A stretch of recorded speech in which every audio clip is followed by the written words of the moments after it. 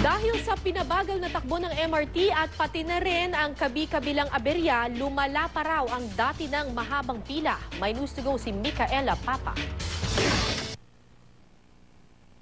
Ang mala-exodus na eksenang ito ay pang-araw-araw na kalbaryo ng mga commuter na pumipila sa MRT Quezon Avenue Station. Ang pila mula sa istasyon pumasok na ng Mother Ignacia, umabot na ng Sergeant Esguerra at umiikot na uli palabas ng Quezon Avenue. Ayon sa mga pasahero, mas malala ang pila ngayon na sa tingin nila ay dahil sa pagbagal ng takbo ng tren na ngayon nasa 40 km per hour na lang mula sa dating 50 km per hour para iwas disgrasya.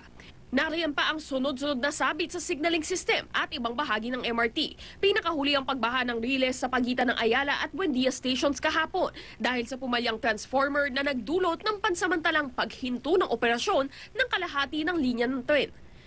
Aminado ang mga pasahero, hindi na buo ang kumpiyansa nila sa MRT, pero hindi naman lahat sila ay kayang iwan ito.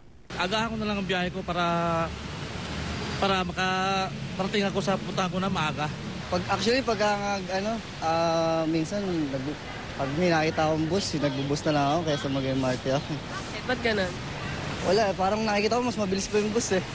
Ang tingin ng pamunuan ng MRT, ito na ang tamang panahon para magtaas ng pasahe. Gayunpaman, nauna nang sinabi ni MRT OIC Honorito Chaneco na hindi siya kontento sa trabahong ginagawa ng Global APT, ang private contractor na binabayaran ng 57 million kada buwan para sa maintenance ng MRT.